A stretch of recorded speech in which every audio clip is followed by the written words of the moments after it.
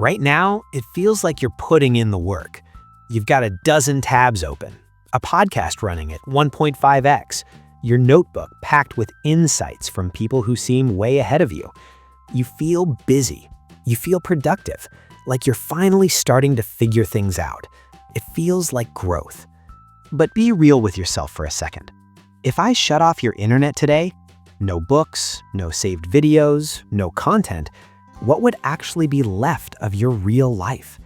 What have you really built with everything you've learned? Here's the uncomfortable truth. You're not getting better. You're just getting better at organizing other people's lives. You're using self-improvement as a way to avoid actually improving. Think about the last book you finished, that rush when you closed it, that little, yeah, I get it now moment. You felt like a new version of yourself for maybe 20 minutes. And then 3 days later, same habits, same fears, same stuck feeling. You didn't change. You just borrowed the feeling of change. We've turned self-improvement into something you watch instead of do. You watch the workout instead of lifting the weight. You study the blueprint instead of building the house. And here's the scary part. Your brain doesn't know the difference. Learning about the solution gives you the same dopamine as actually fixing the problem. So you get the reward before you earn it. You're getting high on the idea of a better you, while the real you stays exactly where it is. So why do you keep doing it?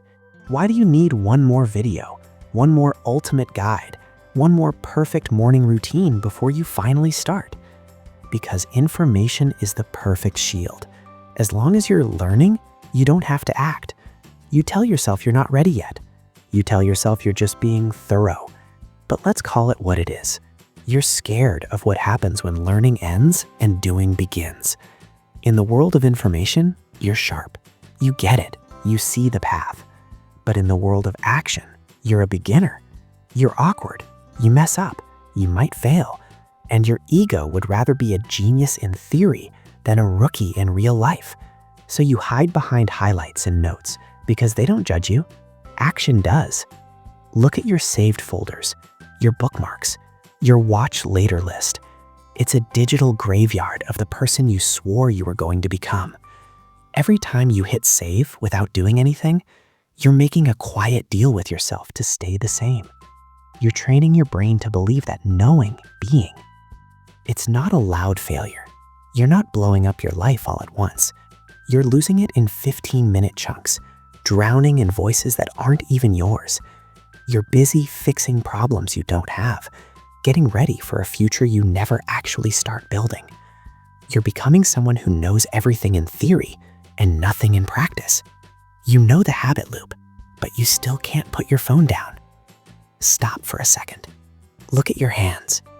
Look around the room you're in right now. Is it any different than it was a year ago?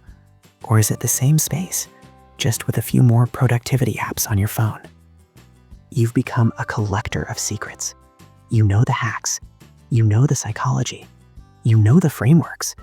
You know everything, except how to be the person who doesn't need to keep searching.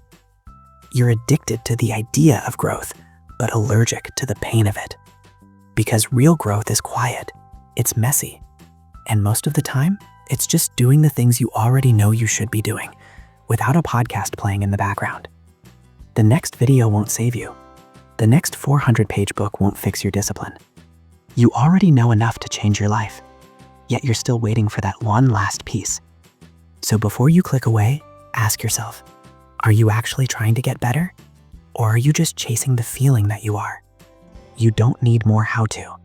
You need to stop pretending that watching equals doing. The world doesn't care what you know. It only cares what you do with it. Good luck with the silence.